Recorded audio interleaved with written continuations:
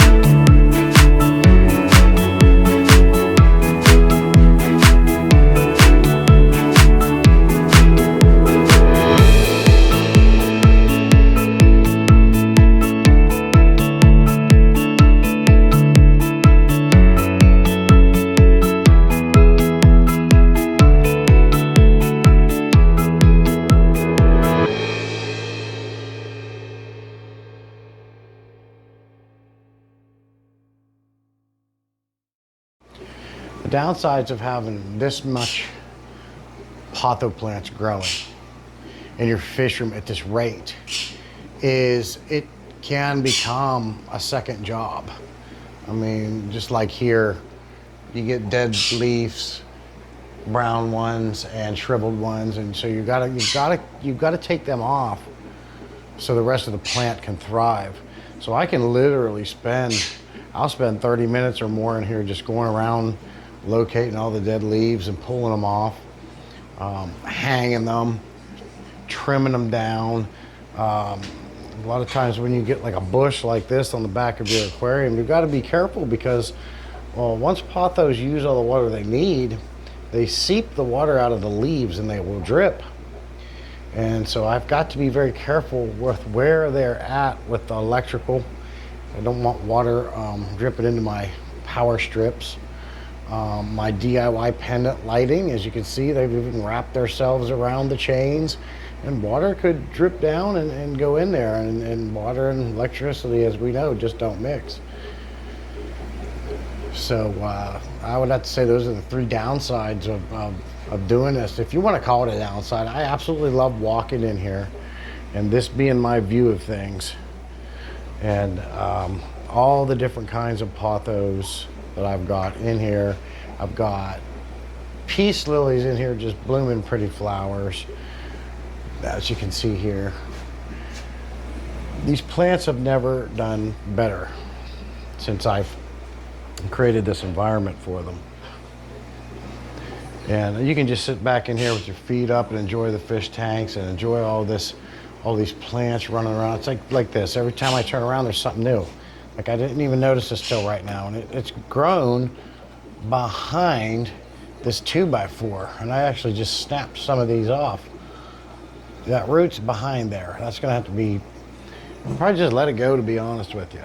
But it's great. When you have pothos of this size and of this amount, and they're all coming out of these fish tanks, fueled by these overhead lights I installed, you are pulling a lot of nitrates out of these tanks. So these things put a lot of work in for me. They look beautiful. But that's pretty much it, guys. I just wanted to take you around the fish room, give you a little potho and terrestrial plant tour.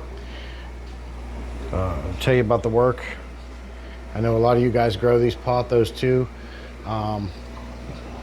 Some of you guys have a lot like me. Some of you are just getting started, getting them going. I mean, they're just healthy, crawling along, doing great. But if you're somebody that wants to do something like this, I absolutely recommend it if you got the space for it. But be prepared, it's work. They don't stop growing once they start, and they sucking the juice out of these tanks. They just keep growing, and you got to keep trimming and hanging and taking the dead leaves off, and which means you've got to go to the hardware store and get the screw-in hooks. Like this one here was growing and coming down here and about touching my computer. Well, as I said before, they will drip water, and I don't want water getting on my computer, so I had to get up here, had to reroute it, which is another chore thing you got to do with these, because they're going to go where they want. You've got to have to reroute. You're going to have to train them where you want them to go. I mean, this wall over here has become crazy.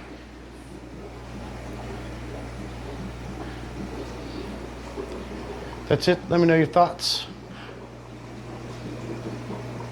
of the fish room here with the pothos. See you out in the field.